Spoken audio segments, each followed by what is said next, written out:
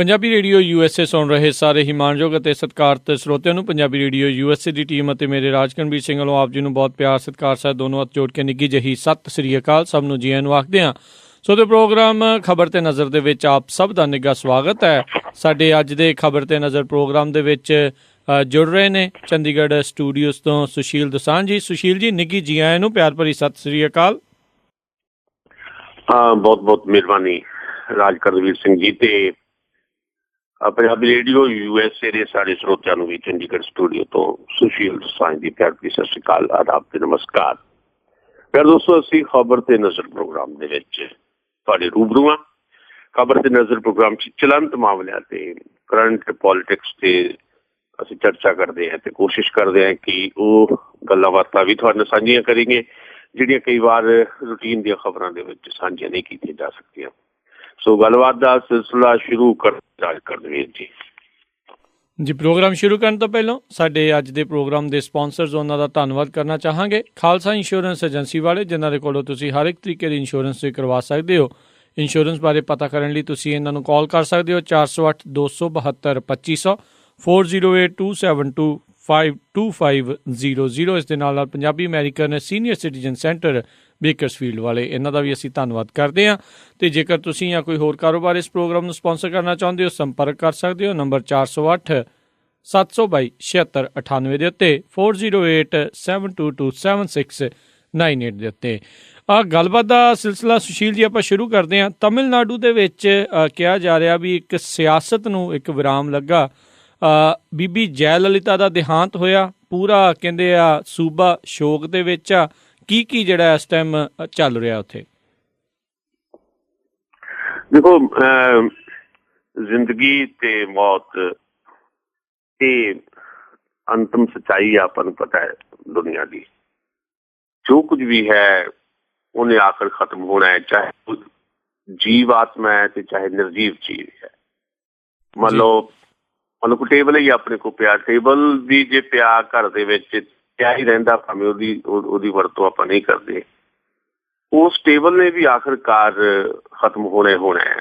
ਹੌਲੀ ਹੌਲੀ ਜਿਹੜੀ ਪ੍ਰਕਿਰਿਆ ਚੱਲਦੀ ਰਹਿੰਦੀ ਹੈ ਅੰਦਰ ਤੇ ਖਤਮ ਹੋ ਜਾਂਦਾ ਹੈ। ਇੱਦਾਂ ਵਿਅਕਤੀ ਆਉਂਦਾ ਚਲਾ ਜਾਂਦਾ। ਪਰ ਕੁਝ ਵਿਅਕਤੀ ਇਸ ਤਰ੍ਹਾਂ ਦੇ ਹੁੰਦੇ ਹੈ ਜਿਨ੍ਹਾਂ ਦਾ ਸਮਾਜ ਦੇ ਉੱਤੇ ਜਾਂ ਸਿਆਸਤ ਦੇ ਉੱਤੇ ਇੱਕ ਪ੍ਰਭਾਵ ਬਣਿਆ ਹੁੰਦਾ ਜਿਉਂਦੇ ਜੀ। ਤੇ ਉਹਨਾਂ ਦੇ ਤੁਰ ਜਾਣ ਤੋਂ ਬਾਅਦ ਉਹ ਪ੍ਰਭਾਵ ਜਿਹੜਾ ਆ ਉਹ ਇੱਕ ਵੱਖਰਾ ਰੂਪ ਲੈ ਲੈਂਦਾ ਹੈ, ਉਹਦੇ ਅਸਰ ਵੱਖਰੇ ਹੋ ਜਾਂਦੇ ਆ। ਕੋਈ ਵਿਅਕਤੀ ਜਿਹੜਾ ਜਿਉਂਦਾ ਹੈ ਉਹ ਪ੍ਰਭਾਵਿਤ ਕਰਦਾ ਹੈ, ਖਾਸ ਤੌਰ ਤੇ ਜਿਹੜਾ ਰਾਜਨੀਤੀ 'ਚ ਹੁੰਦਾ ਹੈ ਉਹ ਆਪਣੀ ਪਾਰਟੀ ਦੀ ਰਾਜਨੀਤੀ ਨੂੰ ਵੀ ਪ੍ਰਭਾਵਿਤ ਕਰਦਾ ਹੈ ਤੇ ਉਹ ਜਿਹੜੀਆਂ ਵਿਰੋਧੀ ਪਾਰਟੀਆਂ ਉਹਨਾਂ ਦੀ ਰਾਜਨੀਤੀ ਨੂੰ ਵੀ ਪ੍ਰਭਾਵਿਤ ਕਰਦਾ ਹੈ, ਦੇਸ਼ ਦੀ ਕੁੱਲ ਰਾਜਨੀਤੀ ਨੂੰ ਵੀ ਪ੍ਰਭਾਵਿਤ ਕਰਦਾ ਹੈ ਤੇ ਸੁਸਾਇਟੀ ਨੂੰ ਵੀ ਪ੍ਰਭਾਵਿਤ ਕਰਦਾ ਹੈ। ਜੈ ਲਲਿਤਾ ਉਹਨਾਂ ਲੋਕਾਂ 'ਚੋਂ ਸੀ ਜਿਹਨੇ ਜਿਉਂਦਿਆਂ ਜੀ ਜਿੱਥੇ ਆਪਣੀ ਪਾਰਟੀ NDMK 'ਚ ਇੱਕ ਬਹੁਤ ਪ੍ਰਭਾਵਸ਼ਾਲੀ ਭੂਮਿਕਾ ਅਦਾ ਕੀਤੀ ਤੇ NDMK ਨੂੰ ਲਗਾਤਾਰ ਤਾਮਿਲਨਾਡੂ ਦੀ ਪ੍ਰਮੁੱਖ ਪਾਰਟੀ ਬਣਾਈ ਰੱਖਿਆ, ਭਾਵੇਂ ਉਹ ਵਿਰੋਧੀ ਧਿਰ 'ਚ ਰਹੀ ਤੇ ਭਾਵੇਂ ਉਹ ਸੱਤਾ 'ਚ ਰਹੀ। ਉੱਥੇ ਨਾਲ ਉਹਨਾਂ ਨੇ ਆਪਣੀਆਂ ਵਿਰੋਧੀ ਪਾਰਟੀਆਂ, ਚਾਹੇ ਉਹ DMK ਹੈ, ਕਰੁਣਾਨਿਧੀ ਵਾਲੀ, ਕਾਂਗਰਸ ਹੈ ਜਾਂ ਭਾਰਤੀ ਜਨਤਾ ਪਾਰਟੀ ਹੈ, ਜਾਂ ਦੇਸ਼ ਪੱਧਰ ਦੇ ਉੱਤੇ ਜਿਹੜੀ ਰਾਜਨੀਤੀ ਹੈ ਉਹਨੂੰ ਬਹੁਤ ਕਹਿ ਲਓ ਵੀ ਆਪਣੇ ਪ੍ਰਭਾਵਸ਼ਾਲੀ ਢੰਗ ਦੇ ਨਾਲ ਉਹਨੂੰ ਅਸਰਅੰਦਾਜ਼ ਹੋਏ ਨੇ ਵਿਰੋਧੀ ਪਾਰਟੀਆਂ ਤੇ ਵੀ ਤੇ ਦੇਸ਼ ਦੀ ਰਾਜਨੀਤੀ ਤੇ ਵੀ। ਜਿਉਂਦੇ ਜੀ ਉਹਨਾਂ ਦੀ ਰਾਜਨੀਤੀ ਇਸ ਕਿਸਮ ਦੀ ਰਹੀ ਹੈ ਵੀ ਉਹਨਾਂ ਨੂੰ ਤਾਮਿਲਨਾਡੂ 'ਚ ਖਾਸ ਤੌਰ ਦੇ ਉੱਤੇ ਉੱਥੋਂ ਦੇ ਜਿਹੜੇ ਲੋਕ ਸੀਗੇ ਉਹਨਾਂ ਨੇ ਬਹੁਤ ਜ਼ਿਆਦਾ ਮੁਹੱਬਤ ਦਿੱਤੀ ਹੈ। 75 ਦਿਨ ਤੱਕ ਹੁਣ ਬਿਮਾਰ ਸੀ ਤੇ ਸਾਰਾ ਤਾਮਿਲਨਾਡੂ ਐਂ ਲੱਗਦਾ ਸੀ ਜਿਵੇਂ ਜਾਮ ਹੋ ਗਿਆ ਹੋਵੇ। ਇਹ ਇੱਕ ਸ਼ਖਸੀਅਤ ਦਾ ਤੁਸੀਂ ਕਹਿ ਸਕਦੇ ਹੋ। ਉਂਝ ਵੀ ਸਾਊਥ ਤੇ ਨਾਰਥ ਦੇ ਵਿੱਚ ਥੋੜਾ ਫਰਕ ਹੈ। ਸਾਊਥ ਦੇ ਵਿੱਚ ਜਿਹੜੇ ਸਿਆਸੀ ਲੀਡਰ ਹੈ ਜਾਂ ਫਿਲਮ ਸਟਾਰ ਹੈ ਉਹਨਾਂ ਨੂੰ ਜਿੰਨਾ ਜਨੂੰਨ ਦੀ ਹੱਦ ਤੱਕ ਲੋਕ ਪਿਆਰ ਕਰਦੇ ਆ, ਨਾਰਥ ਵਿੱਚ ਏਦਾਂ ਨਹੀਂ ਹੈ। ਜੈ ਲਲਿਤਾ ਆਪਣੇ ਜੀਵਨ ਦੇ ਸ਼ੁਰੂ ਦੇ ਵਿੱਚ 13 ਸਾਲ ਦੀ ਉਮਰ ਦੇ ਵਿੱਚ ਫਿਲਮੀ ਦੁਨੀਆ 'ਚ ਆ ਗਈ ਸੀ। MGR ਚੰਦਰਨ ਦੇ ਨਾਲ ਜਿਹੜੇ ਉਹਨਾਂ ਦੇ ਸਿਆਸੀ ਗੁਰੂ ਵੀ ਰਹੇ, ਉਹਨਾਂ ਨਾਲ ਉਹਨਾਂ ਨੇ, ਉਹ ਵੀ ਫਿਲਮ ਐਕਟਰ ਸਨ, ਉਹਨਾਂ ਦੇ ਨਾਲ 100 ਦੇ ਕਰੀਬ ਫਿਲਮਾਂ ਕੀਤੀਆਂ। ਤੇ ਫਿਰ ਜਦੋਂ MGR ਆ ਗਏ ਪੋਲੀਟਿਕਸ ਦੇ ਵਿੱਚ, ਉਹ ਇਹਨਾਂ ਨੂੰ ਵੀ ਲੈ ਆਏ। ਇੱਕ ਲੰਬੀ ਪਰੰਪਰਾ ਜਿਹੜੀ ਚੱਲੀ ਹੈ 58-57 ਸਾਲ ਦੀ, ਜਿਹੜੀ NDMK ਆਲ ਇੰਡੀਆ NDMK ਜਿਹੜੀ ਹੈ ਉਸ ਪਾਰਟੀ ਦੀ ਪਰੰਪਰਾ ਨੂੰ ਅੱਗੇ ਤੋਰਿਆ ਜੈ ਲਲਿਤਾ ਨੇ। ਹੁਣ ਜਦੋਂ ਉਹ ਨਹੀਂ ਤੇ ਇੱਕ ਜਨੂੰਨ ਤੱਕ ਲੋਕਾਂ ਦੀ ਮੁਹੱਬਤ ਦਿਖਾਈ ਦਿੱਤੀ ਹੈ। ਕੱਲ੍ਹ ਜਦੋਂ ਉਹਨਾਂ ਦਾ ਸੰਸਕਾਰ ਕੀਤਾ ਗਿਆ ਤੇ ਉਸ ਸੰਸਕਾਰ ਦੇ ਮੌਕੇ ਅਸੀਂ ਦੇਖਿਆ ਕਿ ਲੱਖਾਂ ਲੋਕ ਉੱਥੇ ਹਾਜ਼ਰ ਸੀ, ਲੱਖਾਂ ਲੋਕ, ਤੇ ਬਾਕੀ ਪਾਰਟੀਆਂ ਦੇ ਲੋਕ ਵੀ ਉੱਥੇ ਹਾਜ਼ਰ ਸੀ। ਪਰ ਜਿੰਨਾ ਲੋਕਾਂ ਦੇ ਵਿੱਚ ਉਹਨਾਂ ਪ੍ਰਤੀ ਜਿਹੜਾ ਜਨੂੰਨ ਦਿਖਾਈ ਦੇ ਰਿਹਾ ਸੀ ਉਹ ਹੈਰਾਨ ਕਰਨ ਵਾਲਾ ਸੀ ਜੀ। ਬੀਬੀ ਜੈਲਲਤਾ ਸਿਆਸੀ ਤੌਰ ਦੇ ਉੱਤੇ ਕਿੰਨਾ ਕੁ ਭਲਾ ਕਰਕੇ ਗਏ ਹੈ ਤਾਮਿਲਨਾਡੂ ਦਾ, ਸਮਾਜਿਕ ਤੌਰ ਦੇ ਉੱਤੇ ਉੱਥੋਂ ਦੇ ਲੋਕਾਂ ਦਾ ਕਿੰਨਾ ਕੁ ਭਲਾ ਕੀਤਾ, ਇਹ ਵੱਖਰੇ ਸਵਾਲ ਨੇ। ਪਰ ਉਹਦੇ ਬਾਵਜੂਦ ਇੱਕ ਪਰਸਨੈਲਿਟੀ ਦੇ ਤੌਰ ਦੇ ਉੱਤੇ ਬੀਬੀ ਜੈਲਲਤਾ ਨੂੰ ਇੰਨਾ ਜ਼ਿਆਦਾ ਮੋਹ ਮਿਲਣਾ, ਮੁਹੱਬਤ ਮਿਲਣੀ ਹੈ, ਹੈਰਾਨ ਵੀ ਕਰਦਾ ਹੈ। ਫਿਰ ਇੱਥੇ ਮੈਂ ਸਿਰਫ ਦੋ ਗੱਲਾਂ ਕਰਦੀਆਂ। ਨੰਬਰ ਇੱਕ ਤਾਂ ਗੱਲ ਇਹੀ ਅਸੀਂ ਕਰ ਰਹੇ ਹਾਂ ਵੀ ਜਦੋਂ ਜਿਉਂਦੇ ਜੀ ਉਹਨਾਂ ਦਾ ਪ੍ਰਭਾਵ ਰਿਹਾ ਮਰਨ ਤੋਂ ਬਾਅਦ ਭਾਰਤ ਦੀ ਪੋਲੀਟਿਕਸ ਤੇ ਤਾਮਿਲਨਾਡੂ ਦੀ ਪੋਲੀਟਿਕਸ ਤੇ ਕੀ ਅਸਰ ਪੈ ਸਕਦਾ ਹੈ ਜੀ। ਪਹਿਲੀ ਗੱਲ ਤਾਂ ਇਹ ਹੈ ਕਿ ਤਾਮਿਲਨਾਡੂ ਦੀ ਸਿਆਸਤ ਤੇ ਅਸਰ ਪੈਣ ਤੋਂ ਪਹਿਲਾਂ ਉਹਨਾਂ ਦੀ ਆਪਣੀ ਪਾਰਟੀ ਤੇ ਅਸਰ ਪੈਣ ਵਾਲਾ ਹੈ। ਪਨੀਰ ਸੇਲਵਮ ਜਿਹੜੇ ਹੈ ਉਹਨਾਂ ਨੂੰ ਚੀਫ ਮਿਨਿਸਟਰ ਬਣਾ ਦਿੱਤਾ ਗਿਆ ਤੇ ਸ਼ਸ਼ੀ ਕਲਾ ਉਹਨਾਂ ਦੀ ਨੇੜ ਦੀ ਸਹੇਲੀ ਰਹੀ ਹੈ ਭੈਣ ਵਾਂਗ। ਉਸ ਸ਼ਸ਼ੀ ਕਲਾ ਨੂੰ ਕਿਹਾ ਜਾ ਰਿਹਾ ਕਿ ਸ਼ਾਇਦ ਹੁਣ ਪਾਰਟੀ ਦੀ ਕਮਾਨ ਦਿੱਤੀ ਜਾਏਗੀ। ਸ਼ਸ਼ੀ ਕਲਾ ਤੇ ਜਿਹੜੇ ਹੁਣ ਮੁੱਖ ਮੰਤਰੀ ਬਣਾਏ ਗਏ ਨੇ ਪਨੀਰ ਸੇਲਵਮ, ਇਹਨਾਂ ਦੇ ਵਿੱਚ ਸੱਤਾ ਦੀ ਲੜਾਈ ਚੱਲਣ ਦੀਆਂ ਖਬਰਾਂ ਵੀ ਆਉਂਦੀਆਂ ਰਹੀਆਂ ਜੀ। ਤੇ ਸ਼ਸ਼ੀ ਕਲਾ ਦੇ ਉੱਤੇ ਕਿਸੇ ਵੇਲੇ ਜੈਲਲਤਾ ਨੂੰ ਜ਼ਹਿਰ ਦੇਣ ਦੇ ਇਲਜ਼ਾਮ ਵੀ ਲੱਗੇ ਸੀ। ਉਸੇ ਸ਼ਸ਼ੀ ਕਲਾ ਨੇ ਅੱਜ ਉਹਨਾਂ ਦਾ ਅੰਤਿਮ ਸੰਸਕਾਰ ਦੀਆਂ ਆਖਰੀ ਰਸਮਾਂ ਨਿਭਾਈਆਂ। ਸੋ ਆਉਣ ਵਾਲਾ ਸਮਾਂ ਅੰਨਾ DMK ਜਿਹੜੀ ਜੈਲਲਤਾ ਦੀ ਪਾਰਟੀ ਹੈ ਉਹਦੇ ਵਾਸਤੇ ਵੀ ਕੋਈ ਸੰਕਟ ਵਾਲਾ ਹੋ ਸਕਦਾ ਹੈ, ਕਿਉਂਕਿ ਹਾਲੇ 4 ਸਾਲ ਪਏ ਨੇ ਉਹਨਾਂ ਦੀ ਸਰਕਾਰ ਦੇ, ਸਾਲ ਹੀ ਹੋਇਆ ਸੀ ਸਰਕਾਰ ਬਣੀ ਨੂੰ, ਤੇ 4 ਸਾਲ ਜਿਹੜੇ ਸਰਕਾਰ ਚਲਾਉਣੀ ਹੈ ਤੇ ਪਾਰਟੀ ਵੀ ਚਲਾਉਣੀ ਹੈ। ਇਸ ਤਰ੍ਹਾਂ ਦਾ ਸੰਘਰਸ਼ ਹੋਇਆ ਸ਼ਸ਼ੀ ਕਲਾ ਤੇ ਪਨੀਰ ਸੇਲਵਮ ਦੇ ਵਿੱਚ, ਲਾਜ਼ਮੀ ਤੌਰ ਦੇ ਉੱਤੇ ਫਿਰ ਸੰਕਟ ਖੜਾ ਹੋਏਗਾ ਉਹਨਾਂ ਦੀ ਆਪਣੀ ਪਾਰਟੀ ਤੇ, ਪਾਰਟੀ ਟੁੱਟਣ ਵੱਲ ਵੀ ਵੱਧ ਸਕਦੀ ਹੈ। ਇਹਦੇ ਨਾਲ ਦੋ ਗੱਲਾਂ ਹੋਣਗੀਆਂ।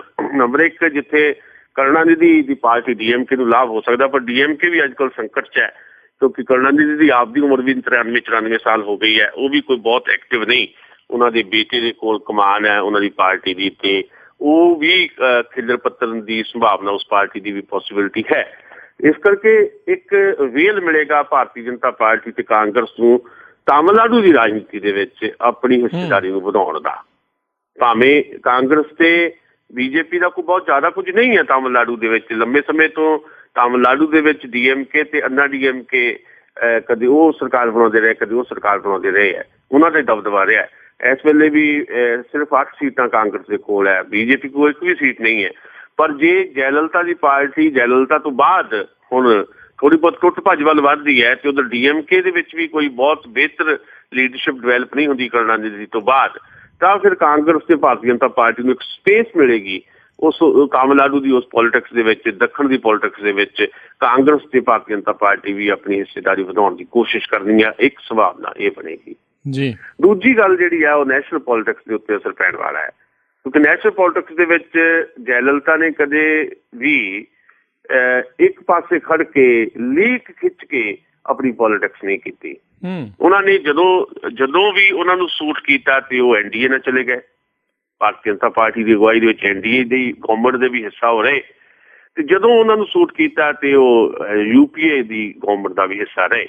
ਸੋ ਕੋਈ ਵਿਚਾਰਧਾਰਕ ਜਾਂ ਆਈਡੀਓਲੋਜੀਕਲੀ ਕਿਸਮ ਦੀ ਕਹਿ ਲਓ ਵੀ ਲੀਕ ਖਿੱਚ ਕੇ ਲੜਾਈ ਲੜਨ ਵਾਲੀ ਬੀਬੀ ਜੈਲਲਤਾ ਨਹੀਂ। ਉਹ ਆਪਣੇ ਸੂਬੇ ਦੇ ਹਿੱਤ ਵਿੱਚ, ਤਾਮਿਲਨਾਡੂ ਦੇ ਹਿੱਤ ਵਿੱਚ ਕੀ ਜਾਂਦਾ ਹੈ ਉਹਦੇ ਮੁਤਾਬਕ ਆਪਣੇ ਫੈਸਲੇ ਬਦਲਣ ਵਾਲੀ ਲੀਡਰ ਰਹੀ ਹੈ। ਜਦ ਹੁਣ ਨਹੀਂ ਆ ਉਹ, ਤਾਂ ਫਿਰ ਇਹ ਜ਼ਰੂਰ ਜਿਹੜੀ ਨਵੀਂ ਲੀਡਰਸ਼ਿਪ ਹੈ ਜੈਲਲਤਾ ਤੋਂ ਬਾਅਦ ਅੰਨਾ DMK ਦੀ, ਉਹ ਨੈਸ਼ਨਲ ਪੋਲੀਟਿਕਸ ਦੇ ਵਿੱਚ ਕਿਸ ਧਿਰ ਦੇ ਨਾਲ ਹੱਥ ਮਿਲਾਉਣਾ ਪਸੰਦ ਕਰੇਗੀ। ਕੀ ਉਹ UPA ਦੇ ਨਾਲ ਰਹਿਣਗੇ ਜਾਂ ਉਹ ਇਕੱਲੇ ਤੌਰ ਤੇ ਵਿਚਰਨਾ ਚਾਹੁਣਗੇ, ਜਾਂ ਫਿਰ NDA ਨਾਲ ਜਾਣਗੇ। ਜਿੱਦਾਂ ਪ੍ਰਧਾਨ ਮੰਤਰੀ ਨਰਿੰਦਰ ਮੋਦੀ ਗਏ ਨੇ ਉਹਨਾਂ ਦੇ ਅੰਤਿਮ ਸੰਸਕਾਰ ਦੇ ਵਿੱਚ, ਤੇ ਉੱਥੋਂ ਦੇ ਜਿਹੜੇ ਨਵੇਂ ਚੀਫ ਮਿਨਿਸਟਰ ਬਣਾਏ ਗਏ ਨੇ ਉਹਨਾਂ ਨੂੰ ਜਿੱਦਾਂ ਉਹ ਮਿਲੇ ਨੇ, ਸ਼ਸ਼ੀ ਕਲਾ ਨੂੰ ਜਿੱਦਾਂ ਮਿਲੇ ਨੇ, ਉਹ ਤੋਂ ਲੱਗਦਾ ਹੈ ਵੀ ਸ਼ਾਇਦ ਆਉਣ ਵਾਲੇ ਸਮੇਂ ਦੇ ਵਿੱਚ NDA ਇਹਨਾਂ ਨੂੰ ਨੇੜੇ ਲਾਉਣ ਦੀ ਕੋਸ਼ਿਸ਼ ਕਰੇ ਜਾਂ BJP ਨੇੜੇ ਲਾਉਣ ਦੀ ਕੋਸ਼ਿਸ਼ ਕਰੇ। ਪਰ ਹਾਲੇ ਇਹ ਸਾਰੀਆਂ ਸੰਭਾਵਨਾਵਾਂ ਨੇ, ਇਹਦੇ ਤੇ ਸਿਰਫ ਗੱਲ ਹੀ ਕੀਤੀ ਜਾ ਸਕਦੀ ਹੈ। ਹਾਲ ਫਿਲਹਾਲ ਅਸੀਂ ਸਿਰਫ ਇਹ ਕਹਿਣਾ ਚਾਹੁੰਦੇ ਹਾਂ ਕਿ ਅੰਮਾ, ਯਾਨੀ ਜੈਲਲਤਾ ਨੂੰ ਅੰਮਾ ਕਿਹਾ ਜਾਂਦਾ ਸੀ, ਉਹਨਾਂ ਦੇ ਜਾਣ ਤੋਂ ਬਾਅਦ ਇੱਕ ਖਲਾਅ ਪੈਦਾ ਹੋ ਗਿਆ ਤਾਮਿਲਨਾਡੂ ਦੀ ਪੋਲੀਟਿਕਸ ਦੇ ਵਿੱਚ, ਤੇ ਕੁਝ ਪ੍ਰਭਾਵ ਤਾਮਿਲਨਾਡੂ ਦੇ ਪੋਲੀਟਿਕਸ ਤੇ ਪੈਣਗੇ ਤੇ ਕੁਝ ਨੈਸ਼ਨਲ ਪੋਲੀਟਿਕਸ ਤੇ ਪੈਣਗੇ। ਕਿਸ ਤਰ੍ਹਾਂ ਦੇ ਪ੍ਰਭਾਵ ਪੈਣਗੇ, ਇਹ ਜਿੱਦਾਂ ਸਮਾਂ ਬੀਤੇਗਾ ਉਦਾਂ ਸਾਡੇ ਸਾਹਮਣੇ ਸਾਰੀਆਂ ਸਥਿਤੀਆਂ ਸਪਸ਼ਟ ਹੋਣਗੀਆਂ। ਜੀ ਅਤੇ ਸੁਸ਼ੀਲ ਜੀ, ਅਗਲੀ ਗੱਲ ਕਰੀਏ, ਕਾਫੀ ਅਕਾਲੀ ਲਗਾਤਾਰ ਕਾਂਗਰਸ ਦੇ ਵਿੱਚ ਸ਼ਾਮਿਲ ਹੋ ਰਹੇ ਨੇ। ਇਹ ਐਕਚੁਅਲ 'ਚ ਸ਼ਾਮਿਲ ਹੋ ਰਹੇ ਨੇ ਜਾਂ ਕਿਤੇ ਜਾ ਰਹੇ ਨੇ? ਦੇਖੋ, ਸਾਡੇ ਦੇਸ਼ ਦੀ ਬਦਕਿਸਮਤੀ ਹੈ ਵੀ ਸਾਡੇ ਦੇਸ਼ ਦੀ ਜਿਹੜੀ ਟੋਟਲ ਪੋਲੀਟਿਕਸ ਹੈ, ਮੈਂ ਜੈਲਲਤਾ ਦੀ ਗੱਲ ਕਰਦਿਆਂ ਵੀ ਕਿਹਾ ਕਿ ਉਹਨਾਂ ਦੀ ਕੋਈ ਪੋਲੀਟੀਕਲੀ ਆਈਡੀਓਲੋਜੀਕਲੀ ਕੋਈ ਲੀਕ ਖਿੱਚ ਕੇ ਲੜਾਈ ਕਦੇ ਉਹਨਾਂ ਨੇ ਲੜੀ ਨਹੀਂ ਹੈ ਨੈਸ਼ਨਲ ਪੋਲੀਟਿਕਸ ਦੇ ਵਿੱਚ। ਜਦੋਂ ਜੀ ਕਰਦਾ ਸੀ ਉਹ ਚਲੇ ਜਾਂਦੇ ਸੀ, ਜਦੋਂ ਆਪਾਂ ਨੂੰ ਸੂਟ ਕਰਦਾ ਸੀ ਤੇ ਉਹ ਐਨਡੀ 'ਚ, ਜਦੋਂ ਜੀ ਕਰਦਾ ਸੀ ਜਾਂ ਸੂਟ ਕਰਦਾ ਸੀ ਤੇ ਯੂਪੀਏ 'ਚ। ਇਹਦੇ ਟੋਟਲ ਸਾਡੇ ਦੇਸ਼ ਦੀ ਪੋਲੀਟਿਕਸ ਦੇ ਵਿੱਚ ਜਦੋਂ ਅਸੀਂ ਗੱਲ ਕਰਦੇ ਹਾਂ ਆਈਡੀਓਲੋਜੀ ਦੀ, ਜਿਹੜੀ ਇੱਕ ਸਭ ਤੋਂ ਜ਼ਿਆਦਾ ਇੰਪੋਰਟੈਂਟ ਕਾਰਕ ਹੋਣਾ ਚਾਹੀਦਾ ਕਿਸੇ ਵੀ ਰਾਜਨੀਤੀ ਦੇ ਵਿੱਚ, ਉਹ ਜਦੋਂ ਨਹੀਂ ਰਹੀ ਤਾਂ ਫਿਰ ਕੌਣ ਕਿੱਥੇ ਜਾਂਦਾ ਹੈ ਇਹਦਾ ਕੋਈ ਬਹੁਤਾ ਅਰਥ ਨਹੀਂ ਹੈ। ਸਿਰਫ ਇਸ ਗੱਲ ਨੂੰ ਹੀ ਵਿਚਾਰਿਆ ਜਾਏਗਾ ਵੀ ਇਹਨਾਂ ਦੇ ਜਾਣ ਦੇ ਨਾਲ ਕਿੰਨਾ ਘਾਟਾ ਪਏਗਾ ਤੇ ਇਹਨਾਂ ਦੇ ਕਾਂਗਰਸ ਜੁਆਇਨ ਕਰਨ ਦੇ ਨਾਲ ਕਾਂਗਰਸ ਨੂੰ ਕਿੰਨਾ ਲਾਭ ਹੋਏਗਾ। ਇਸ ਤੋਂ ਬਿਨਾਂ ਬਹੁਤੀ ਚਰਚਾ ਹੋ ਨਹੀਂ ਸਕਦੀ। ਪਰ ਕੁਝ ਕਾਰਨ ਵੀ ਵਿਚਾਰੇ ਜਾਣੇ ਚਾਹੀਦੇ ਆ। ਉਹ ਕਾਰਨ ਇਹ ਹੈ, ਭਾਵੇਂ ਆਈਡੀਓਲੋਜੀਕਲੀ ਕਿਸੇ ਕਿਸਮ ਦਾ ਕੋਈ ਰੇੜਕਾ ਨਹੀਂ ਹੈ। ਮੈਂ ਬਾਰ-ਬਾਰ ਇਹ ਗੱਲ ਦੁਹਰਾਉਣਾ ਹੈ ਵੀ ਅੱਜ ਪੰਜਾਬ ਦੇ ਵਿੱਚ ਸ਼੍ਰੋਮਣੀ ਅਕਾਲੀ ਦਲ, ਭਾਰਤੀ ਜਨਤਾ ਪਾਰਟੀ ਤੇ ਕਾਂਗਰਸ ਪਾਰਟੀ, ਇਹ ਪਾਰਟੀਆਂ ਦੇ ਨਾਂ ਵੱਖੋ ਵੱਖਰੇ ਹੈ, ਇਹਨਾਂ ਦਾ ਕਿਰਦਾਰ ਲਗਭਗ ਇੱਕੋ ਜਿਹਾ ਹੈ। ਇਸੇ ਕਰਕੇ ਇਹ ਲੋਕ ਇੱਕ ਪਾਰਟੀ ਨੂੰ ਛੱਡ ਕੇ ਦੂਜੀ ਪਾਰਟੀ ਚਾਹੁੰਦੇ ਆ ਕਿਉਂਕਿ ਇਹਨਾਂ ਦੇ ਕਿਰਦਾਰ ਇੱਕ ਹੈ। ਤੇ ਹੁਣ ਇਹ ਲੋਕ ਜਿਹੜੇ ਗਏ ਨੇ 2 ਅਕਾਲੀ ਵਿਧਾਇਕ ਕਾਂਗਰਸ ਪਾਰਟੀ ਦੇ ਵਿੱਚ, ਇਹਦੇ ਵਿੱਚ ਬੀਬੀ ਰਜਿੰਦਰ ਕੌਰ ਭਾਗੀ ਕੇ ਹੈ ਜਿਹੜੇ ਕਿ ਨਿਹਾਲ ਸਿੰਘ ਵਾਲਾ ਤੋਂ MLA ਹੈ, ਤੇ ਬਾਘਾ ਪੁਰਾਣਾ ਤੋਂ MLA ਮਹੇਸ਼ਿੰਦਰ ਸਿੰਘ ਜਿਹੜੇ ਅਕਾਲੀ ਦਲ ਦੇ 2 MLA ਹੈ। ਤੇ ਇਹਨਾਂ ਦੇ ਜਾਣ ਨਾਲ ਲਾਜ਼ਮੀ ਹੈ ਵੀ ਸ਼੍ਰੋਮਣੀ ਅਕਾਲੀ ਦਲ ਨੂੰ ਜ਼ਬਰਦਸਤ ਝਟਕਾ ਲੱਗਾ ਹੈ। ਹੁਣ ਜਦੋਂ ਇਹ ਦੋਨੋਂ ਕਾਂਗਰਸ ਗਏ ਨੇ, ਕਾਰਨ ਇਹਦਾ ਕੀ ਬਣਿਆ ਫੌਰੀ ਤੌਰ ਦੇ ਉੱਤੇ? ਕਾਰਨ ਇਹ ਬਣਿਆ ਕਿ ਦੋਨਾਂ ਦੇ ਟਿਕਟ ਐਸੀ ਕੱਟੇ ਗਏ। ਅਕਾਲੀ ਦਲ ਨੇ ਟਿਕਟ ਨਹੀਂ ਦਿੱਤੇ ਫਿਰ ਠੀਕ ਹੈ, ਫਿਰ ਟਿਕਟ ਨਹੀਂ ਮਿਲੇ ਤੇ ਚਲੋ ਫਿਰ ਆਪਾਂ ਅਕਾਲੀਆਂ ਨੂੰ ਛੱਡ ਕੇ ਕਾਂਗਰਸ ਚੱਲ ਜਾਂਦੇ। ਕੱਲ ਤੱਕ ਸੁਖਬੀਰ ਸਿੰਘ ਬਾਦਲ ਹੋਰਾਂ ਦਾ ਦਬਦਬਾ ਦਿਖਾਈ ਦੇ ਰਿਹਾ ਸੀ ਸ਼੍ਰੋਮਣੀ ਅਕਾਲੀ ਦਲ ਦੇ ਉੱਤੇ। ਅੱਜ ਅਕਾਲੀ ਦਲ ਦੇ ਬਹੁਤੇ ਲੋਕ ਜਿਹੜੇ ਆ, ਜਦੋਂ ਉਹਨਾਂ ਨੂੰ ਮਨਚਾਹੀ ਸੀਟ ਨਹੀਂ ਮਿਲਦੀ ਜਾਂ ਸੀਟ ਮਿਲਦੀ ਹੋਈ ਨਹੀਂ ਤੇ ਉਹ ਲੜਾਈ ਮਾਰਨ ਨੂੰ ਤਿਆਰ ਦਿਖਾਈ ਦੇ ਰਹੇ। ਅੱਜ ਕੋਈ ਖੌਫ ਨਹੀਂ ਦਿਖਾਈ ਦੇ ਰਿਹਾ। ਤੇ ਕਾਰਨ ਹੈ ਕਿ ਪਿਛਲੀਆਂ ਚੋਣਾਂ 'ਚ ਤੁਸੀਂ ਦੇਖੋ, ਜਿਹੜੀਆਂ ਪਿਛਲੀਆਂ ਚੋਣਾਂ ਉਦੋਂ ਬਹੁਤੇ ਲੋਕ ਜਿਹੜੇ ਆ ਕਾਂਗਰਸ ਨੂੰ ਛੱਡ ਕੇ ਅਕਾਲੀਆਂ 'ਚ ਜਾ ਰਹੇ ਸੀ। ਅੱਜ ਸਥਿਤੀਆਂ ਬਦਲ ਰਹੀਆਂ। ਅੱਜ ਅਕਾਲੀ ਦਲ ਨੂੰ ਛੱਡ ਕੇ ਕਾਂਗਰਸ 'ਚ ਲੋਕ ਜਾ ਰਹੇ। ਇਹਦਾ ਮਤਲਬ ਕੀ ਹੈ? ਇਹਦਾ ਮਤਲਬ ਇਹ ਹੈ ਵੀ ਇੱਕ ਸਪਸ਼ਟ ਸੰਕੇਤ ਇਹ ਹੈ ਕਿ ਅਕਾਲੀ ਦਲ ਦੀ ਬੇੜੀ ਡੁੱਬਣ ਵਾਲੀ ਹੈ ਜੀ। ਕੋਈ ਡੁੱਬਦੇ ਹੋਏ ਜਹਾਜ਼ ਦੇ ਵਿੱਚ ਰਹਿਣਾ ਨਹੀਂ ਚਾਹੁੰਦਾ। ਜੇ ਡੁੱਬਦੇ ਹੋਏ ਜਹਾਜ਼ ਦੇ ਵਿੱਚ ਹੀ ਰਹਿਣਾ ਹੈ ਤੇ ਜਹਾਜ਼ ਤਾਂ ਡੁੱਬਣਾ, ਉਹਨਾਂ ਨੂੰ ਵੀ ਡੁੱਬੇਗਾ। ਇਸ ਗੱਲ ਨੂੰ ਰੱਖਦੇ ਲੋਕ ਇਸ ਡੁੱਬਦੇ ਜਹਾਜ਼ 'ਚੋਂ ਛਾਲਾਂ ਮਾਰ ਰਹੇ ਆ। ਇੱਕ ਕਾਰਨ ਤਾਂ ਇਹ ਹੈ। ਦੂਜੀ ਇੱਕ ਚਰਚਾ ਸਾਡੇ ਇੱਥੇ ਖੁਦ ਚਰਚਾ ਚੱਲ ਰਹੀ ਹੈ ਵੀ ਪਿਛਲੇ ਸਮੇਂ 'ਚ ਜਦੋਂ 1.5-2-3 ਮਹੀਨੇ ਪਹਿਲਾਂ ਆਮ ਆਦਮੀ ਪਾਰਟੀ ਦਾ ਬਹੁਤ ਪ੍ਰਭਾਵ ਤੇਜ਼ੀ ਨਾਲ ਵਧਿਆ ਸੀ ਤੇ ਉਦੋਂ ਲੱਗਦਾ ਸੀ ਵੀ ਕਾਂਗਰਸ ਪਾਰਟੀ ਬੜੀ ਵੀਕ ਹੈ, ਬੜੀ ਕਮਜ਼ੋਰ ਹੈ ਤੇ ਅਕਾਲੀ ਦਲ ਜਾਂ ਸੁਖਬੀਰ ਬਾਦਲ ਦੀ ਜਿਹੜੀ ਐਕਟੀਵਿਟੀ ਸੀ ਵੀ ਜਿੱਦਾਂ ਅੰਦਰ ਖਾਤੇ ਉਹ ਕਾਂਗਰਸ ਦੀ ਮਦਦ ਕਰਨਾ ਚਾਹੁੰਦੇ ਹੈ। ਇਹ ਗੱਲ ਕਈ ਵਾਰ ਆਮ ਆਦਮੀ ਪਾਰਟੀ ਵਾਲਿਆਂ ਨੇ ਵੀ ਅਕਾਲੀ ਤੇ ਕਾਂਗਰਸੀ ਰਲੇ ਹੈ। ਪਿਛਲੇ ਦਿਨੀ ਇੱਕ HT ਸਮਿਟ ਹੋਇਆ NDTV ਵੱਲੋਂ, ਉਹਦੇ 'ਚ ਕੈਪਟਨ ਅਮਰਿੰਦਰ ਸਿੰਘ ਤੇ ਸੁਖਬੀਰ ਸਿੰਘ ਬਾਦਲ ਇਕੱਠੇ ਬੈਠੇ ਸੀ, ਇੱਕ ਦੂਜੇ ਦੀਆਂ ਸਿਫਤਾਂ ਹੀ ਕਰੀ ਜਾਂਦੇ ਸੀ। ਇੱਕ ਦੂਜੇ ਸਿਫਤਾਂ ਕਰੀ ਜਾਣ। ਸੁਖਬੀਰ ਬਾਦਲ ਨੂੰ ਪੁੱਛਿਆ ਵੀ ਤੁਹਾਨੂੰ ਕੈਪਟਨ ਦੀ ਕਿਹੜੀ ਗੱਲ ਚੰਗੀ ਲੱਗਦੀ ਹੈ? ਸੁਖਬੀਰ ਬਾਦਲ ਕਹਿੰਦੇ ਜੀ ਕੈਪਟਨ ਕਰਕੇ ਤਾਂ ਕਾਂਗਰਸ ਇਕੱਠੀ ਹੈ, ਇਹ ਇਹਨਾਂ ਦੀ ਸਭ ਤੋਂ ਵੱਡੀ ਸਿਫਤ ਹੈ। ਕੈਪਟਨ ਅਮਰਿੰਦਰ ਨੂੰ ਪੁੱਛਿਆ ਵੀ ਤੁਹਾਨੂੰ ਸੁਖਬੀਰ ਬਾਦਲ ਦੀ ਕਿਹੜੀ ਗੱਲ ਸਭ ਤੋਂ ਚੰਗੀ ਲੱਗਦੀ ਹੈ? ਕਹਿੰਦੇ ਸੁਖਬੀਰ ਬਾਦਲ ਜ਼ੁਬਾਨ ਦਾ ਬੜਾ ਪੱਕਾ ਹੈ। ਹੁਣ ਇੱਕ ਦੂਜੇ ਦੀਆਂ ਸਿਫਤਾਂ ਕਰਨੀਆਂ ਉਸ ਮੌਕੇ ਤੇ ਜਦੋਂ ਜੰਗ ਦਾ ਮੈਦਾਨ ਤੇ ਖੜਿਆ ਹੋਵੇ ਤਾਂ ਕੋਈ ਸ਼ੰਕੇ ਤੇ ਸੰਦੇਹ ਪੈਦਾ ਤਾਂ ਹੁੰਦੇ ਆ ਜੀ। ਉਹ ਜਿਹੜੇ ਜ਼ੁਬਾਨ ਦਾ ਪੱਕਾ ਕਿਹਾ ਸੁਖਬੀਰ ਸਿੰਘ ਬਾਦਲ ਨੂੰ, ਕਿਤੇ ਇਹ ਤਾਂ ਨਹੀਂ ਕਿ 4-6 ਮਹੀਨੇ ਪਹਿਲਾਂ ਅੰਦਰ ਖਾਤੇ ਕੋਈ ਜ਼ੁਬਾਨ ਦਿੱਤੀ ਹੋਵੇ ਸੁਖਬੀਰ ਬਾਦਲ ਨੇ ਵੀ ਆਪਾਂ ਆਮ ਆਦਮੀ ਪਾਰਟੀ ਨੂੰ ਰੋਕਣਾ ਹੈ ਤੇ ਆਮ ਆਦਮੀ ਪਾਰਟੀ ਨੂੰ ਰੋਕਣ ਵਾਸਤੇ ਜੇ ਲੈ ਦੇ ਹੁੰਦਾ ਚੁੱਪ ਚਪੀਤੇ ਤੇ ਬਰਾਬਰ ਦੀ ਤਾਕਤ ਬਣਾ ਲਈਏ। ਲੜਾਈ ਅਕਾਲੀ ਦਲ ਤੇ ਕਾਂਗਰਸ ਦੀ ਦਿਖਾਈ ਦੇਵੇ, ਆਮ ਆਦਮੀ ਪਾਰਟੀ ਦਿਖਾਈ ਨਾ ਦੇਵੇ, ਜ਼ੋਰ ਵੀ ਏਦਾਂ ਲਾਈਏ। ਕੋਈ ਏਦਾਂ ਦੀ ਵੀ ਕੋਈ ਪਲਾਨਿੰਗ ਹੋ ਸਕਦੀ, ਪਰ ਇਹਦਾ ਫੈਕਟ ਨਹੀਂ ਹੈ ਸਾਡੇ ਕੋਲ ਕੋਈ ਵੀ। ਇਹ ਸਾਡੇ ਕੋਲ ਤੱਥ ਨਹੀਂ ਹੈ ਕੋਈ ਵੀ, ਇਹਦਾ ਪ੍ਰੂਫ ਨਹੀਂ, ਸਬੂਤ ਨਹੀਂ ਹੈ, ਪਰ ਚਰਚਾ ਚੱਲਦੀ ਹੈ। ਤੇ ਚਰਚਾ ਚੱਲਣ ਜੇ ਭਾਈ ਅੱਗ ਲੱਗਦੀ ਧੂੰਆਂ ਉੱਠਦਾ ਹੈ ਤਾਂ ਕਿਤੇ ਨਾ ਕਿਤੇ ਤਾਂ ਕੁਝ ਨਾ ਕੁਝ ਗੱਲਬਾਤ ਹੈਗੀ ਹੈ। ਸੋ ਅਲਟੀਮੇਟਲੀ ਇਹ ਬਿਨਾਂ ਫੈਕਟ ਤੋਂ ਉਹਦਾ ਅਸੀਂ ਇਹਦਾ ਦਾਅਵਾ ਕਰਦੇ ਵੀ ਏਦਾਂ ਹੋਇਆ, ਪਰ ਲੱਗਦਾ ਇਹ ਹੈ ਵੀ ਕਿਤੇ ਨਾ ਕਿਤੇ ਕੁਝ ਨਾ ਕੁਝ ਚੁੱਪ ਚਪੀਤੀ ਮਿਲੀ ਭੁਗਤ ਵੀ ਜਿਹੜੀ ਹੈ ਅਕਾਲੀਆਂ ਦੀ ਤੇ ਕਾਂਗਰਸੀਆਂ ਦੀ ਹੈਗੀ ਹੈ ਜੀ। ਪਰ ਆਹ ਜਿਹੜਾ ਮਸਲਾ ਹੁਣ ਅਸੀਂ ਚੱਲ ਰਹੇ ਹਾਂ ਉਹਦੇ ਵਿੱਚ ਇਹ ਦੇਖ ਰਹੇ ਹਾਂ ਵੀ ਕਾਂਗਰਸ ਨੂੰ ਜ਼ਰੂਰ ਇਹਦੇ ਕਰਕੇ ਆਕਸੀਜਨ ਮਿਲ ਰਹੀ ਹੈ, ਪਰ ਇਹਦੇ ਨਾਲ ਕਾਂਗਰਸ ਨੂੰ ਦਿੱਕਤ ਵੀ ਹੋਣੀ ਹੈ ਕਿਉਂਕਿ ਜਿਹੜੇ ਲੋਕ ਕਾਂਗਰਸ 'ਚ ਆ ਰਹੇ ਨੇ ਅਕਾਲੀਆਂ ਨੂੰ ਛੱਡ ਕੇ ਉਹ ਇਸ ਆਸ ਨਾਲ ਵੀ ਆਉਂਦੇ ਆ ਕਿ ਸਾਨੂੰ ਹੁਣ ਇੱਧਰੋਂ ਟਿਕਟ ਮਿਲ ਜਾਊ ਤੇ ਕਾਂਗਰਸ 'ਚ ਦਾਅਵੇਦਾਰ ਕਿਹੜੇ ਕੋਈ ਘੱਟ ਹੈ। ਸੋ ਕਾਂਗਰਸ ਨੂੰ ਵੀ ਬਾਗੀਆਂ ਦਾ ਸਾਹਮਣਾ ਕਰਨਾ ਪਏਗਾ ਜੇ ਇਹਨਾਂ ਲੋਕਾਂ ਨੂੰ ਕਾਂਗਰਸ ਐਡਜਸਟ ਕਰਨ ਲੱਗੀ ਜਿਹੜੀ ਜੁਮਾ ਅੱਜ ਆਏ ਹੋਣ ਆਉਂਦਿਆਂ ਨੂੰ ਟਿਕਟ ਦੇ ਦਿਓ ਤੇ ਜਿਹੜੇ ਪੁਰਾਣੇ ਕਾਂਗਰਸੀ ਉਹ ਕਿੱਥੇ ਜਾਣਗੇ ਤੇ ਉਹਨਾਂ ਦਾ ਰੋਸ ਕਿੱਦਾਂ ਦਾ ਮਾਹੌਲ ਪੈਦਾ ਕਰੇਗਾ ਇਹ ਵੀ ਆਪਣੇ ਆਪ 'ਚ ਇੱਕ ਵੱਡਾ ਸਵਾਲ ਹੈ ਜੀ। ਜੀ ਜੀ ਬਿਲਕੁਲ। ਅਗਲੀ ਸੁਸ਼ੀਲ ਜੀ ਗੱਲ ਕਰੀਏ ਸ਼ੇਰ ਸਿੰਘ ਘੁਬਾਇਆ, ਉਹਨਾਂ ਨੂੰ ਕਹਿੰਦੇ ਜੀ ਜਾਂਦੇ ਜਾਂਦੇ ਰੋਕ ਲਿਆ, ਕੁਛ ਕੇਸਾਂ ਦੇ ਜ਼ਰੀਏ ਰੋਕਿਆ ਗਿਆ ਜਾਂ ਵੈਸੇ ਕੋਈ ਹੋਰ ਡੀਲ ਬਣੀ ਆ? ਦੇਖੋ ਖਬਰ ਤਾਂ ਇਹੀ ਆ ਰਹੀ ਹੈ ਕਿ ਬਾਦਲ ਸਾਹਿਬ ਨੇ ਖੁਦ ਵੱਡੇ ਬਾਦਲ ਸਾਹਿਬ ਨੇ ਇੰਟਰਸਟ ਲਿਆ ਇਹਦੇ ਵਿੱਚ, ਹਾਲਾਤ ਮਾੜੇ ਹੋ ਜਾਣੇ ਸੀ ਹਾਲ ਫਿਲਹਾਲ ਉਹ ਰੁਕੇ। ਮੈਂ ਇਹ ਨਹੀਂ ਕਹਿੰਦਾ ਕਿ ਅੱਜ ਰੁਕ ਗਿਆ ਕੱਲ ਨੂੰ ਨਹੀਂ ਜਾਣਗੇ, ਸਿਚੁਏਸ਼ਨ ਜਿਹੜੀ ਹੈ ਕਿਸੇ ਵੇਲੇ ਵੀ ਫੇਰ ਵਿਗੜ ਸਕਦੀ ਹੈ। ਔਰ ਮਸਲਾ ਇਹ ਸੀ ਵੀ ਸ਼ੇਰ ਸਿੰਘ ਘੁਬਾਇਆ ਜਿਹੜੇ ਹੈ ਉਹ ਉਹਨਾਂ ਦਾ ਪੂਰਾ ਟੱਬਰ ਜਾਣ ਨੂੰ ਤਿਆਰ ਸੀ, ਅੱਜ ਕੱਲ ਨੂੰ ਨਹੀਂ ਕਾਂਗਰਸ ਜਾ ਕੇ ਚਲ ਜਾਣਾ ਸੀ, ਅਚਾਨਕ ਹੀ ਰੁਕ ਗਏ, ਅਚਾਨਕ ਨਹੀਂ ਰੁਕੇ, ਰੋਕੇ ਗਏ। ਦਰਅਸਲ ਸ਼ੇਰ ਸਿੰਘ ਘੁਬਾਇਆ ਜਿਹੜੇ ਫਿਰੋਜ਼ਪੁਰ ਤੋਂ ਮੈਂਬਰ ਪਾਰਲੀਮੈਂਟ ਹੈ ਇਹ ਘੱਟੋ ਘੱਟ 4 ਸੀਟਾਂ ਜਿਹੜੀਆਂ ਵਿਧਾਨ ਸਭਾ ਦੀਆਂ ਉਹਦੇ ਤੇ ਸ਼੍ਰੋਮਣੀ ਅਕਾਲੀ ਦਲ ਵਾਸਤੇ ਗਲੇ ਦੀ ਹੱਡੀ ਬਣ ਸਕਦੇ ਸੀ ਜੇ ਉਹ ਕਾਂਗਰਸ ਚਲੇ ਜਾਂਦੇ, ਉਹਨਾਂ ਦਾ ਟੱਬਰ ਕਾਂਗਰਸ ਚਲੇ ਜਾਂਦਾ। ਰਾਏ ਸਿੱਖ ਬਰਾਦਰੀ ਦੇ ਇੱਕੋ ਇੱਕ ਵੱਡੇ ਲੀਡਰ ਹੈ ਸ਼ੇਰ ਸਿੰਘ ਘੁਬਾਇਆ।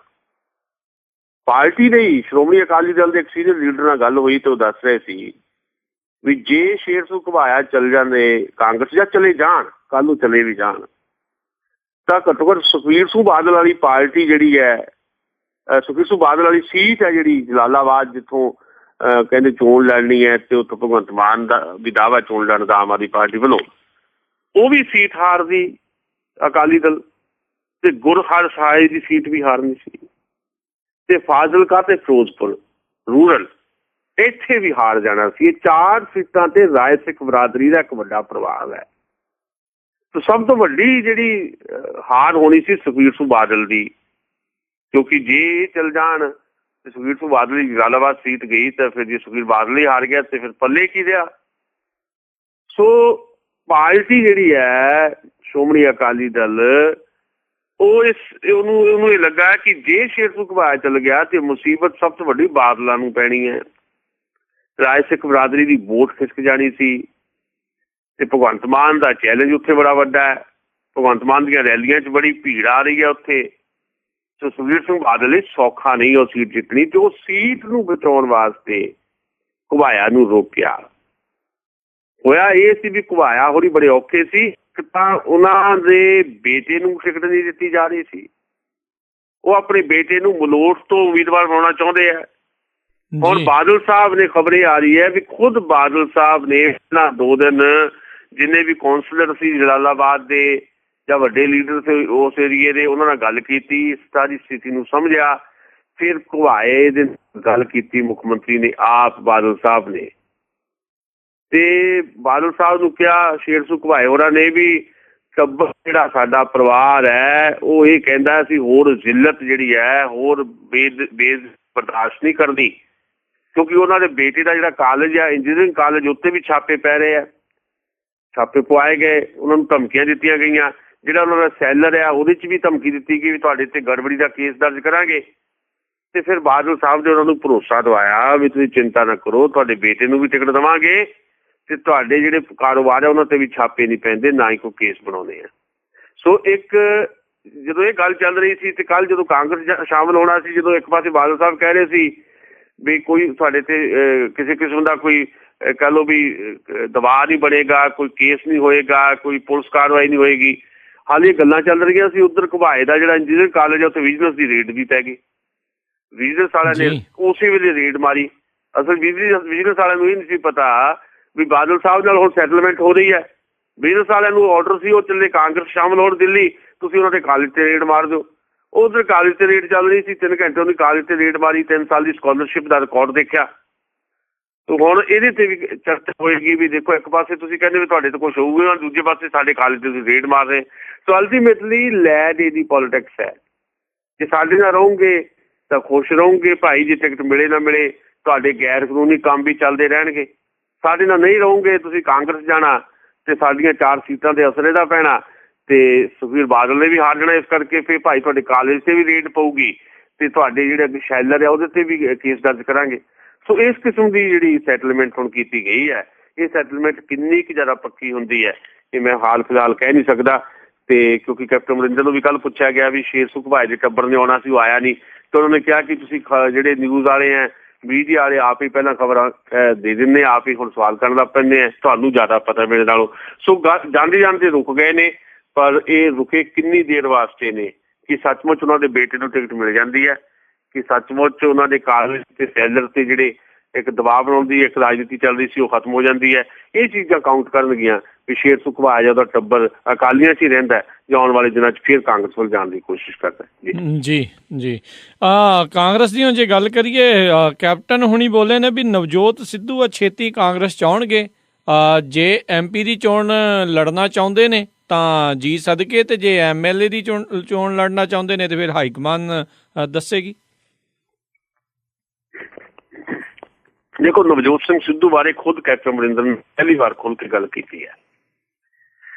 ਖਬਰਾਂ 'ਚ ਵੀ ਅਸੀਂ ਤੁਹਾਡਾ ਖਬਰ ਸਾਂਝੀ ਕੀਤੀ ਸੀ ਤੇ ਪਹਿਲੀ ਵਾਰ ਨਵਜੋਤ ਸਿੰਘ ਸਿੱਧੂ ਚੱਲ ਕੇ ਦਿੱਲੀ 'ਚ ਜਿਹੜਾ ਕੈਪਟਨ ਅਮਰਿੰਦਰ ਦਾ ਘਰ ਆ ਉਹਨਾਂ ਦੇ ਘਰ ਜਾ ਕੇ ਉਹਨਾਂ ਨਾਲ ਮਿਲੇ ਆ, ਉਹਨਾਂ ਨਾਲ ਮੁਲਾਕਾਤ ਕੀਤੀ ਹੈ ਤੇ ਇਹ ਜਾਣਕਾਰੀ ਖੁਦ ਕੈਪਟਨ ਨੇ ਦਿੱਤੀ ਹੈ। ਤੇ 2 ਗੱਲਾਂ ਇਹਦੇ 'ਚ ਇੰਪੋਰਟੈਂਟ ਹੈ।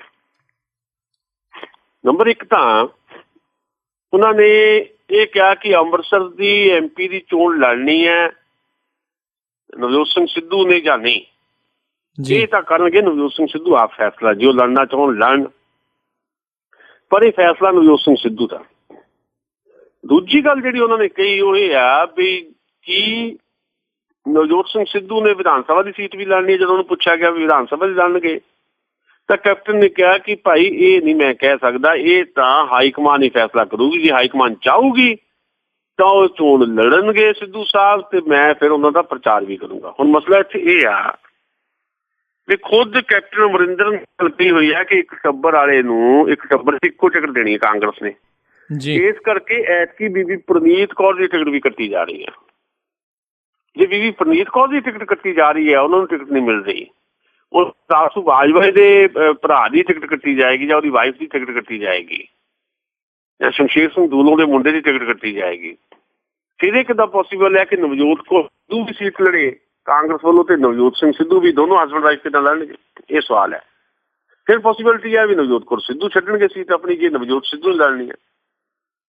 ਇਹ ਗੱਲ ਤਾਂ ਕਿਤੇ ਚੱਲ ਰਹੀ ਹੈ ਕਿਉਂਕਿ ਨਵਜੋਤ ਕੌਰ ਸਿੱਧੂ ਨੇ ਕਿਹਾ ਇੱਕ ਵਾਰ ਪਿੱਛੇ ਜੇ ਵੀ ਨਵਜੋਤ ਸਿੰਘ ਸਿੱਧੂ ਵਿਧਾਨ ਸਭਾ ਵੀ ਲੜਨਾ ਚਾਹੁੰਦੇ ਆ।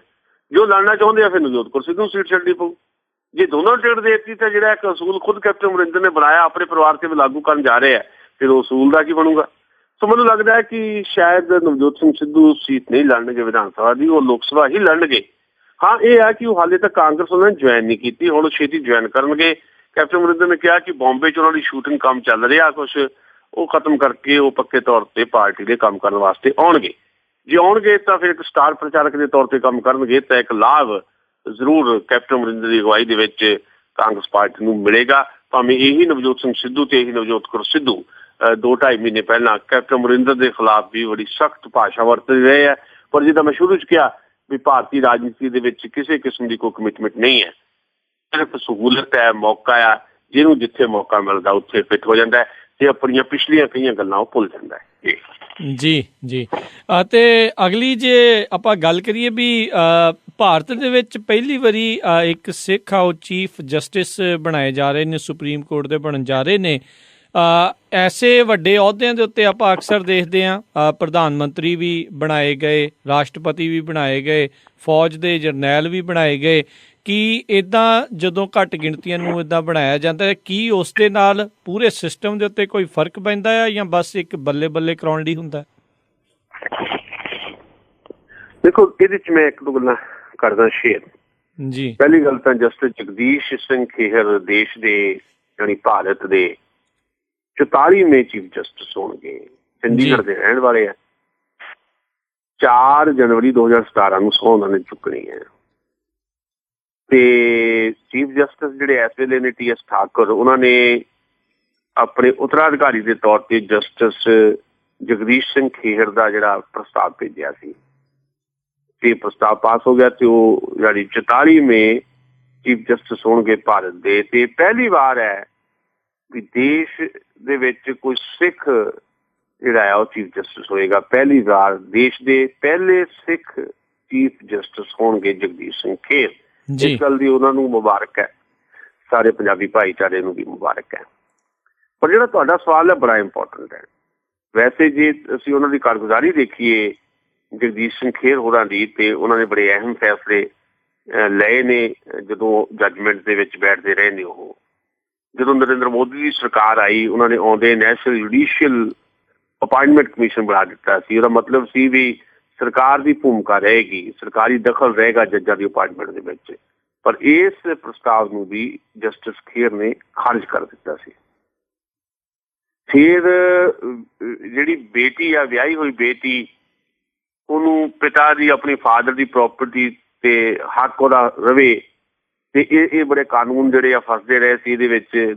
ਅਪ੍ਰੈਲ 2016 ਚ ਜਗਦੀਸ਼ ਸਿੰਘ ਖੇਰ ਨੇ ਫੈਸਲਾ ਕਰਵਾਇਆ ਵੀ ਜਿਹੜੀ ਮੈਰਿਡ ਬੇਟੀ ਹੈ ਉਹਦਾ ਆਪਣੀ ਪਿਓ ਦੀ ਪ੍ਰਾਪਰਟੀ ਚ ਜਿਹੜਾ ਰਾਈਟ ਹੈ ਉਹ ਰਹੇਗਾ। ਇਹ ਵਿਵਸਥਾ ਕੀਤੀ, ਇਹ ਜਸਟਿਸ ਖੇਰ ਨੇ ਕੀਤੀ।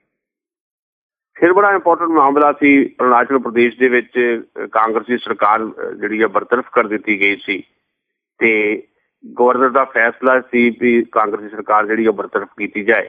ਗਵਰਨਰ ਦੇ ਫੈਸਲੇ ਨੂੰ ਉਲਟਾਇਆ ਅਰੁਣਾਚਲ ਪ੍ਰਦੇਸ਼ ਦੇ ਵਿੱਚ ਜਗਦੀਸ਼ ਸਿੰਘ ਖੇਰ ਨੇ ਤੇ ਕਾਂਗਰਸ ਦੀ ਸਰਕਾਰ ਜਿਹੜੀ ਹੈ ਉਹ ਬਹਾਲ ਕਰਾਈ ਤੇ ਕਿਹਾ ਵੀ ਜੇ ਏਦਾਂ ਦੇ ਫੈਸਲੇ ਹੋਣ ਲੱਗ ਪਏ, ਸਰਕਾਰਾਂ ਏਦਾਂ ਡਿੱਗੀਆਂ ਗਈਆਂ ਤੇ ਇਹਨਾਂ ਦੇਸ਼ ਵਿੱਚ ਗਲਤ ਟ੍ਰੈਂਡ ਜਾਏਗਾ। ਫਿਰ ਜਿਹੜੇ ਕੰਟਰੈਕਟ ਤੇ ਜਿਹੜੇ ਮੁਲਾਜ਼ਮ ਕੰਮ ਕਰਦੇ ਹੈ, ਪਿਛਲੇ ਮਹੀਨੇ ਹੋਇਆ ਪੰਜਾਬ ਦੇ ਮੁਲਾਜ਼ਮਾਂ ਦੀ ਪਟੀਸ਼ਨ ਸੀਗੀ ਇੱਕ, ਵੀ ਜਿਹੜੇ ਕੰਟਰੈਕਟ ਤੇ ਕੰਮ ਕਰਦੇ ਹੈ ਉਹਨਾਂ ਨੂੰ ਤਨਖਾਹ ਬਹੁਤ ਨਿਗੂਣੀ ਦਿੱਤੀ ਜਾਂਦੀ ਹੈ। ਕੰਟਰੈਕਟ ਤੇ ਜਿਹੜੇ ਮੁਲਾਜ਼ਮ ਸਰਕਾਰ ਦੇ ਕੋਲ ਕੰਮ ਕਰਦੇ ਹੈ, ਕੰਟਰੈਕਟ ਤੇ ਸਰਕਾਰੀ ਮਹਿਕਮੇ ਚ ਕੰਟਰੈਕਟ ਜਿਹੜੇ ਕਰਦੇ ਆ, ਉਹਨਾਂ ਨੂੰ ਰੈਗੂਲਰ ਭਾਵੇਂ ਨਾ ਕੀਤਾ ਜਾਵੇ ਪਰ ਉਹਨਾਂ ਨੂੰ ਜਿਹੜੇ ਰੈਗੂਲਰ ਉਹਨਾਂ ਦੇ ਬਰਾਬਰ ਸੈਲਰੀ ਦਿੱਤੀ ਜਾਏ। ਇਹ ਫੈਸਲਾ ਵੀ ਪਿਛਲੇ ਮਹੀਨੇ ਕਰਵਾਇਆ ਜਸਟਿਸ ਜਗਦੀਸ਼ ਖੇਰ ਨੇ। ਸੋ ਫੈਸਲੇ ਜਿਹੜੇ ਉਹਨਾਂ ਨੇ ਕਰਵਾਏ ਹੈ ਬੜੇ ਤਾਰੀਫ ਵਾਲੇ ਆ। ਅਸੀਂ ਫਿਰ ਉਹਨਾਂ ਦੀ ਤਾਰੀਫ ਕਰਦੇ ਉਹਨਾਂ ਨੂੰ ਮੁਬਾਰਕ ਦਿੰਦੇ ਹਾਂ। ਪਰ ਅਸੀਂ ਜਿਹੜੀ ਗੱਲ ਕਰ ਰਹੇ ਹਾਂ, ਜਿਹੜੀ ਗੱਲ ਤੁਸੀਂ ਕਹਿ ਰਹੇ ਹੋ ਉਹ ਬੜੀ ਇੰਪੋਰਟੈਂਟ ਇਸ ਕਰਕੇ ਹੈ ਕਿ ਕੀ ਕਿਸੇ ਮੁਸਲਮਾਨ ਦੇ ਮੁਲਕ ਦਾ ਰਾਸ਼ਟਰਪਤੀ ਬਣਨ ਦੇ ਨਾਲ ਅਬਦੁਲ ਕਲਾਮ ਰਹੇ ਨੇ, ਅੱਜ ਵੀ ਹਾਮਦ ਅੰਸਾਰੀ ਉਪ ਰਾਸ਼ਟਰਪਤੀ ਹੈ, ਕੀ ਕਿਸੇ ਮੁਲਕ ਦੇ ਜਾਂ ਭਾਰਤ ਵਰਗੇ ਮੁਲਕ ਦਾ ਰਾਸ਼ਟਰਪਤੀ ਬਣਨ ਦੇ ਨਾਲ, ਕਿਸੇ ਮੁਸਲਮਾਨ ਦਾ ਰਾਸ਼ਟਰਪਤੀ ਬਣਨ ਦੇ ਨਾਲ ਹਿੰਦੁਸਤਾਨ ਦੇ 21-22 ਕਰੋੜ ਮੁਸਲਮਾਨਾਂ ਦਾ ਭਲਾ ਹੋਏਗਾ ਜਾਂ ਹੋਇਆ ਜੀ? ਤਾਂ ਇਹਦਾ ਜਵਾਬ ਨਾ ਹੈ। ਹਾਲਾਤ ਸਗੋਂ ਹੋਰ ਮਾੜੇ ਹੋਏ। ਕੀ ਕਿਸੇ ਸਿੱਖ ਦੇ ਪ੍ਰਧਾਨ ਮੰਤਰੀ ਬਣਨ ਦੇ ਨਾਲ, ਡਾਕਟਰ ਮਨਮੋਹਨ ਸਿੰਘ 10 ਸਾਲ ਪ੍ਰਧਾਨ ਮੰਤਰੀ ਰਹੇ ਹੈ, ਕਿ ਭਾਰਤ ਦੇ ਵਿੱਚ ਸਿੱਖਾਂ ਦੀ ਹਾਲਤ ਦੇ ਵਿੱਚ ਸੁਧਾਰ ਹੋ ਗਿਆ? ਤਾਂ ਇਹਦਾ ਜਵਾਬ ਵੀ ਨਾ ਹੈ। ਦੇਖੋ ਹਾਲਾਤ ਇਹ ਸੀ, ਇੱਕ ਵਾਰੀ ਭਾਰਤ ਦੇ ਪ੍ਰਧਾਨ ਮੰਤਰੀ ਸਿੱਖ ਡਾਕਟਰ ਮਨਮੋਹਨ ਸਿੰਘ ਜੀ, ਭਾਰਤੀ ਫੌਜ ਦੇ ਜਿਹੜੇ ਚੀਫ ਜਨਰਲ ਜੇ ਸਿੰਘ ਉਹ ਸਿੱਖ, ਤੇ ਏਦਾਂ ਹੀ ਭਾਰਤ ਦੇ ਜੋ ਬਹੁਤ ਹੀ ਮਹੱਤਵਪੂਰਨ ਜਿਹੜੇ ਕੁਝ ਹੋਰ ਕਹਿ ਲਓ ਵੀ ਅਦਾਰੇ ਸੀ, ਜਾਂ ਯੋਜਨਾ ਕਮਿਸ਼ਨ ਦੇ ਚੇਅਰਮੈਨ ਮੋਂਟੇਕ ਸਿੰਘ ਆਹਲੂਵਾਲੀਆ ਸਿੱਖ, ਪ੍ਰਮੁੱਖ ਅਦਾਰਿਆਂ ਦੇ ਜਿਹੜੇ ਬਹੁਤੇ ਚੀਫ ਜਿਹੜੇ ਸਿੱਖ। ਪਰ ਕੀ ਉਹਨਾਂ ਦਿਨਾਂ ਦੇ ਵਿੱਚ ਅਸੀਂ ਇਹ ਤਸੱਵਰ ਕਰ ਸਕਦੇ ਹਾਂ ਕਿ ਭਾਰਤ ਦੇ ਵਿੱਚ ਸਿੱਖਾਂ ਦੀ ਸਥਿਤੀ ਸੁਧਰ ਗਈ? ਤਾਂ ਉਹਦਾ ਜਵਾਬ ਵੀ ਨਾ ਹੈ। ਸੋ ਅਸੀਂ ਤਾਰੀਫ ਵੀ ਕਰ ਰਹੇ ਹਾਂ ਜਗਦੀਸ਼ ਸਿੰਘ ਖੇਰ ਦੀ, ਅਸੀਂ ਉਹਨਾਂ ਨੂੰ ਮੁਬਾਰਕਬਾਦ ਵੀ ਦੇ ਰਹੇ ਹਾਂ। ਪਰ ਭਾਰਤ ਦੀ ਜੁਡੀਸ਼ਰੀ ਦੇ ਵਿੱਚ ਕੋਈ ਸਿੱਖ ਤਬਦੀਲੀ ਆ ਜਾਏਗੀ, ਇਹਦੇ ਨਾਲ ਪੰਜਾਬੀ ਕਮਿਊਨਿਟੀ ਜਾਂ ਸਿੱਖ ਕਮਿਊਨਿਟੀ ਜਿਹੜੀ ਹੈ ਉਹਦਾ ਕੋਈ ਭਲਾ ਹੋਣ ਵਾਲਾ ਹੈ? ਇਹਦਾ ਜਵਾਬ ਨਾ ਚ ਰਹੇਗਾ। ਉਮੀਦ ਜ਼ਰੂਰ ਕਰਾਂਗੇ ਕਿ ਜਗਦੀਸ਼ ਸਿੰਘ ਖੇਰ ਹੋਰੀ ਬਹੁਤ ਬਿਹਤਰੀਨ ਜਿਹੜੇ ਹੁਣ ਤੱਕ ਆਪਣੇ ਫੈਸਲੇ ਕਰਕੇ ਜਾਣੇ ਜਾਂਦੇ ਹੈ ਚੀਫ ਜਸਟਿਸ ਹੁੰਦਿਆਂ ਹੋਇਆ, ਉਹ ਕਿਸੇ ਇੱਕ ਧਰਮ ਵਿਸ਼ੇਸ਼ ਲਈ ਕੰਮ ਨਾ ਕਰਨ, ਉਹ ਦੇਸ਼ ਦੇ ਹਰ ਉਸ ਆਮ ਨਾਗਰਿਕ ਲਈ ਕੰਮ ਕਰਨ ਜਿਹੜਾ ਬਹੁ ਗਿਣਤੀ 'ਚ ਹੈ। ਵੱਖ-ਵੱਖ ਥਾਵਾਂ ਉਹ ਘੱਟ ਗਿਣਤੀ 'ਚ ਹੈ, ਸਿੱਖ ਘੱਟ ਗਿਣਤੀ 'ਚ ਹੈ, ਮੁਸਲਮਾਨ ਘੱਟ ਗਿਣਤੀ 'ਚ ਹੈ ਤੇ ਈਸਾਈ ਘੱਟ ਗਿਣਤੀ 'ਚ ਹੈ। ਪਰ ਜਦੋਂ ਸਾਰਿਆਂ ਨੂੰ ਤੁਸੀਂ ਇਕੱਠੇ ਕਰ ਦਿਓ ਤੇ ਦੇਸ਼ ਦੀ ਬਹੁ ਗਿਣਤੀ ਬਣ ਜਾਂਦੀ ਹੈ। ਤੇ ਦੇਸ਼ ਦੀ ਇਸ ਬਹੁ ਗਿਣਤੀ ਦੇ ਉੱਤੇ ਇਸ ਵੇਲੇ ਹਿੰਦੂ ਰਾਸ਼ਟਰਵਾਦ ਜਾਂ ਅੰਧ ਰਾਸ਼ਟਰਵਾਦ ਦੀ ਹੁਕੂਮਤ ਚੱਲਦੀ ਹੈ। ਸੋ ਅਸੀਂ ਉਮੀਦ ਕਰਾਂਗੇ ਕਿ ਇਹ ਜਿਹੜੀ ਦੇਸ਼ ਦੀ ਬਹੁ ਗਿਣਤੀ ਹੈ, ਜਦੋਂ ਰਲਾ ਕੇ ਅਸੀਂ ਗੱਲ ਕਰਦੇ ਹਾਂ, ਜਿਹੜੀ ਅਸਲ ਦੇ ਵਿੱਚ ਵੱਖ-ਵੱਖ ਖੇਤਰਾਂ 'ਚ ਘੱਟ ਗਿਣਤੀ ਹੈ, ਮੁਕੰਮਲ ਰੂਪ 'ਚ ਇੱਕ ਬਹੁ ਗਿਣਤੀ ਹੈ ਤੇ ਉਹ ਇੰਨੀ ਬੁਰੀ ਤਰ੍ਹਾਂ ਪੀਸੀ ਜਾ ਰਹੀ ਹੈ, ਉਹਦੇ ਹੱਕ ਦੇ ਵਿੱਚ ਕੁਝ ਨਾ ਕੁਝ ਫੈਸਲੇ ਜ਼ਰੂਰ ਹੋਣਗੇ। ਕਿਸੇ ਇੱਕ ਖਾਸ ਧਰਮ ਜਾਂ ਕਿਸੇ ਇੱਕ ਖਾਸ ਖਿੱਤੇ ਜਾਂ ਇਲਾਕੇ ਵਾਸਤੇ ਕੰਮ ਨਾ ਕਰਦਿਆਂ ਹੋਇਆਂ ਇੱਕ ਜਿਹੜੀ ਆਨੈਸਟੀ ਦੇ ਨਾਲ ਹੁਣ ਤੱਕ ਉਹਨਾਂ ਨੇ ਆਪਣੀ ਜੋਬ ਕੀਤੀ ਹੈ ਜਾਂ ਸੇਵਾ ਨਿਭਾਈ ਹੈ, ਉਹਦੀ ਲੜੀ ਨੂੰ ਅੱਗੇ ਤੋਰਦੇ ਹੋਏ ਇੱਕ ਨਵਾਂ ਇਤਿਹਾਸ ਸਿਰਜਣ ਵੱਲੋਂ ਵਧਣਗੇ, ਇਹ ਅਸੀਂ ਜ਼ਰੂਰ ਉਮੀਦ ਪ੍ਰਗਟ ਕਰਦੇ ਹਾਂ ਜੀ। ਜੀ ਬਹੁਤ ਬਹੁਤ ਧੰਨਵਾਦ ਕਰਦੇ ਹਾਂ ਸੁਸ਼ੀਲ ਜੀ ਤੁਹਾਡਾ, ਤੁਸੀਂ ਸਾਡੇ ਨਾਲ ਜੁੜੇ, ਇਹਨਾਂ ਖਬਰਾਂ ਬਾਰੇ ਸਾਨੂੰ ਵਿਸਥਾਰ 'ਚ ਜਾਣਕਾਰੀਆਂ ਦਿੱਤੀਆਂ। ਅਗਲੇ ਬੁਲੇਟਿਨ ਤੱਕ ਲਈ ਤੁਹਾਡਾ ਬਹੁਤ ਬਹੁਤ ਧੰਨਵਾਦ, ਬੜੀ ਮਿਹਰਬਾਨੀ, ਸਤਿ ਸ੍ਰੀ ਅਕਾਲ। ਸ਼ੁਕਰੀਆ ਮਿਹਰਬਾਨੀ। ਤੇ ਸਰੋਤਿਓ, ਇੱਥੇ ਹੀ ਸਾਡਾ ਅੱਜ ਦਾ ਇਹ ਪ੍ਰੋਗਰਾਮ ਖਬਰ ਤੇ ਨਜ਼ਰ ਉਹ ਵੀ ਹੁਣ ਸਮਾਪਤ ਹੁੰਦਾ ਹੈ। ਹੁਣ ਮੈਨੂੰ ਰਾਜਕਨਵੀਰ ਸਿੰਘ ਨੂੰ ਵੀ ਇਜਾਜ਼ਤ ਦਿਓ। ਮੇਰੇ ਵੱਲੋਂ ਵੀ ਆਪ ਸਭ ਨੂੰ ਬਹੁਤ ਪਿਆਰ ਸਤਿਕਾਰ ਸਹਿਤ ਦੋਨੋਂ ਹੱਥ ਜੋੜ ਕੇ ਨਿੱਘੀ ਜਿਹੀ ਸਤਿ ਸ੍ਰੀ ਅਕਾਲ। ਜਿੰਨੇ ਵਾਸਤੇ ਰਹੋ, ਹੱਸਦੇ ਖੇਲਦੇ ਰਹੋ ਤੇ ਸੁਣਦੇ ਰਹੋ ਪੰਜਾਬੀ ਰੇਡੀਓ USA।